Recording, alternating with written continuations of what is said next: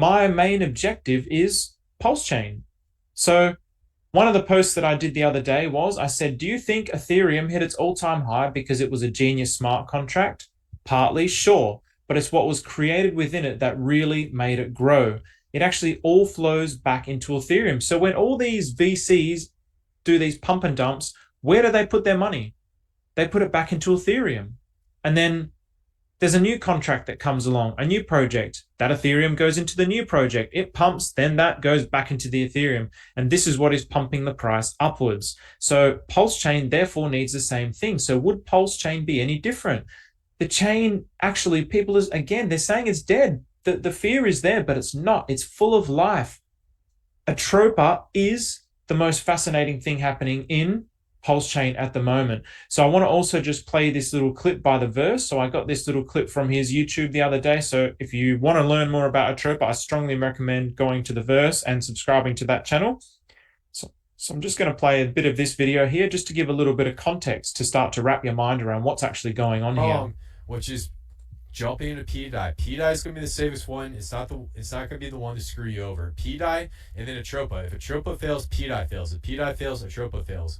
And then if you want to go a little further out and branch out a little bit and be a little bit more of a degen, well, you can always take a look over here at TSFI, or maybe go for down. The contract has been renounced. And then the other one, yeah, so I think it was TSFI down and then ATROPA. So from what I've been talking with people in the community, these are the main ones people have been getting into. And then if you want to be a degen like B-Rooch, you can go for the teddy bear meme and love the degen plays. So overall, my assessment is, be careful.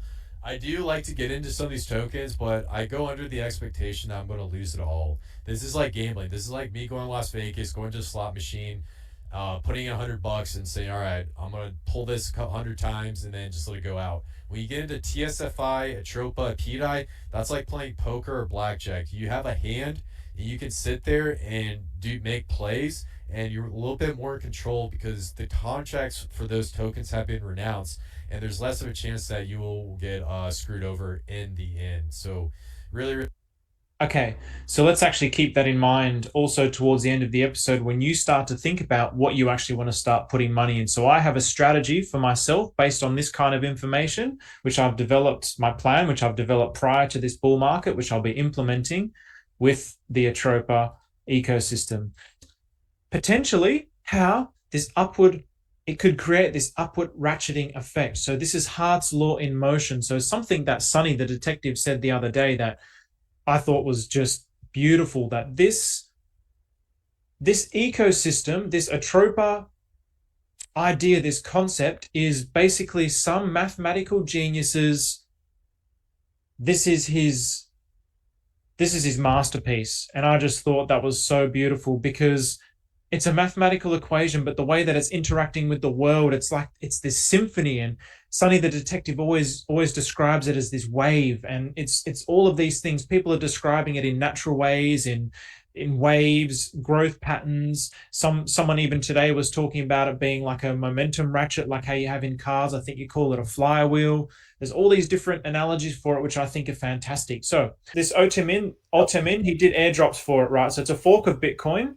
And the thing that I love about it the most is the nature of the airdrop was people physically went to the location. So the very first airdrop was somewhere in South Korea, and they would actually go to this place and then go on a hike and receive this airdrop. So instead of it just being like a miscellaneous airdrop that you get in your wallet, and it's like, oh, well, this has got no value in my mind. I've actually physically traveled to this location. I've hiked to receive this airdrop. So it has some value in my mind. I'm not just going to quickly dump that. I've spent my time and energy on it.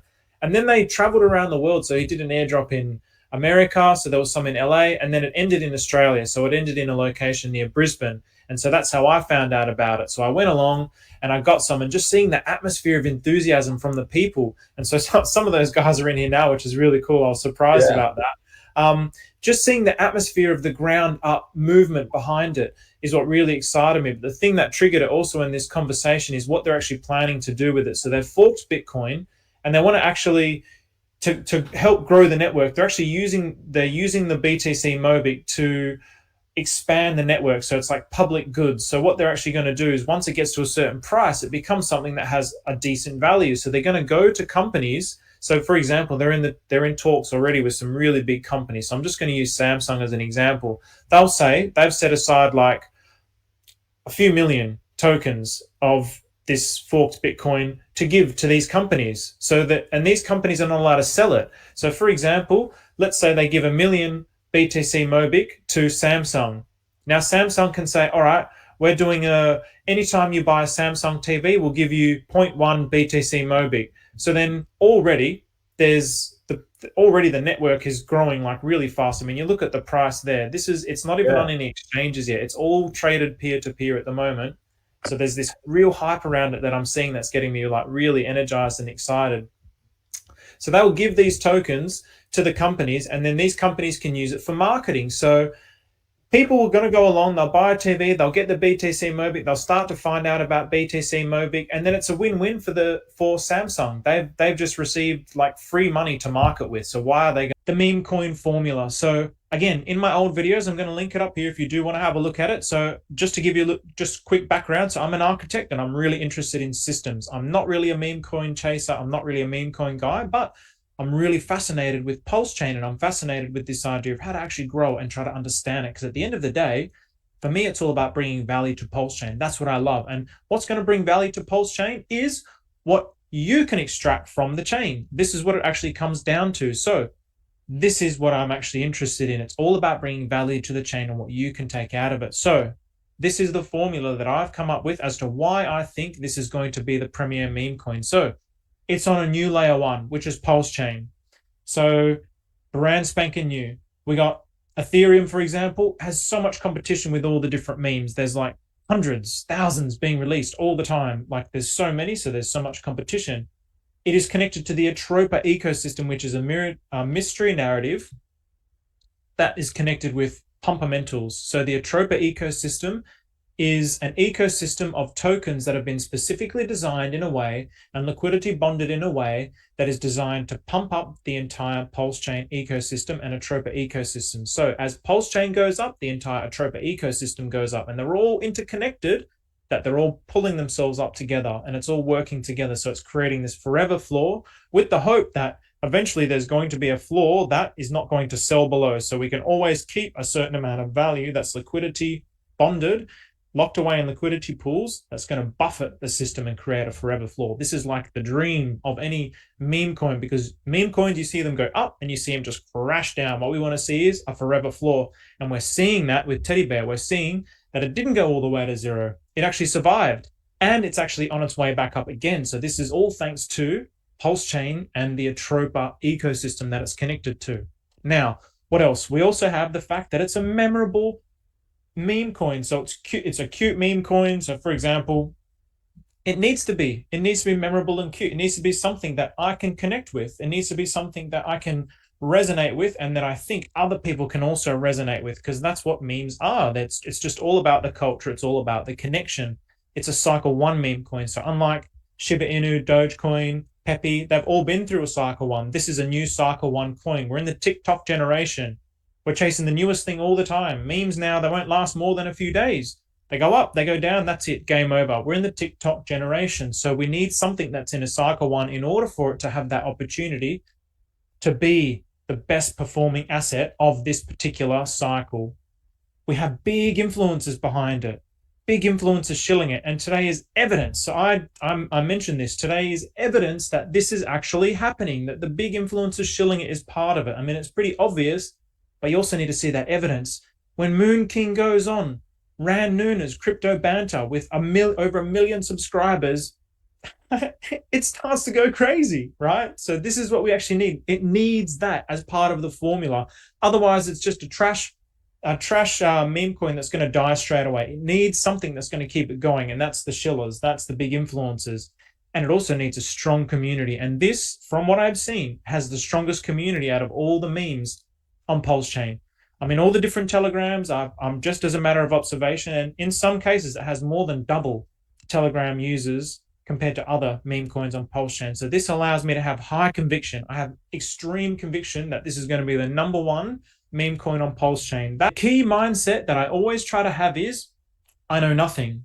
So this is again, this is what I love about Somi, your friend Somi, peanut brain. He's a peanut brain. So I think this is such a big it's such a big mind to have that kind of perspective, that kind of humble mind to say that I really know nothing and just being grateful to the world. So despite the fact that I have been known to wear checkered shirts, I have never had a pen in my front pocket. So you should never ever listen to what I say as like this guy knows what he's talking about just because he's on the internet. And you should take that perspective with everything that you see on the internet. So please, you have to be mindful of your own perspective because at the end of the day, I love this quote, we're all standing on the shoulders of giants. So everything that I know is thanks to all the people before me and the people before them and the people before them. So all I'm doing is accumulating all this information, spending these hours and hours in research, and then delivering it to you from my perspective. So please be mindful of that I have this mindset of I know nothing, which allows me to have an open mind and an open heart that I can accept everything from the world.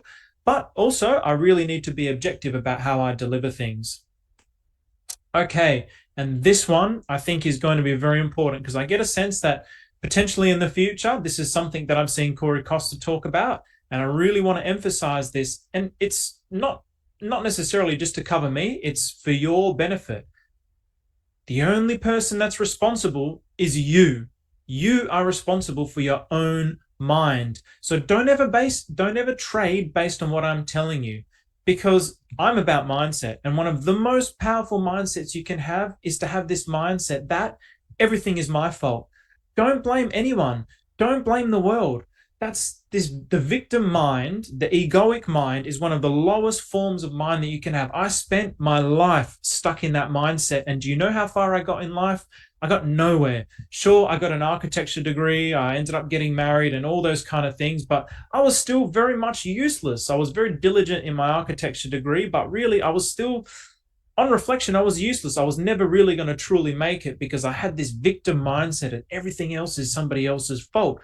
But through meditation, I've truly learned through self-reflection by really seeing in my mind, by clearing away all that picture world in my mind, I've been able to see, oh, everything is my fault. Because I have that mind, I actually attract those conditions into my life. And if I play the victim, I just keep attracting more of those conditions into my life because the universe actually wants us to be free from this false mind world. So it's going to continue to attract into us what we have in our mind. But I actually just finished a 108-hour fast. So 4.5 days of just drinking water.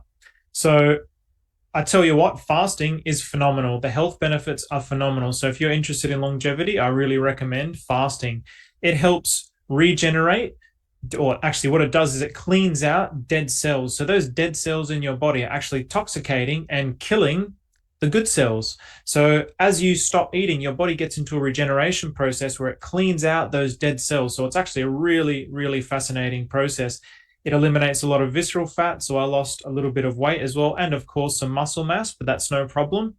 And probably one of the more important things for me is the phenomenal, like the phenomenal benefits to your mind. Just each time that I've fasted, the negativity that's come up with my attachment to food has been slowly diminishing. So I'm getting more and more control. I'm all about mindset. This is the Genesis mindset. And as a meditation guide, I'm all about meditation and mindset. So this has been very possible with things like mindset control, and meditation in particular has really helped me a lot. But when you do this physically, you can't do too much, but I actually find it better to move. So I actually helped my friend for like 8 hours moving on Sunday, and he was shocked that I was able to have all this energy without food. But really, your body is really quite a powerful mechanism, and so is your mind. So food can be rather overrated. We don't need to eat as much as we do.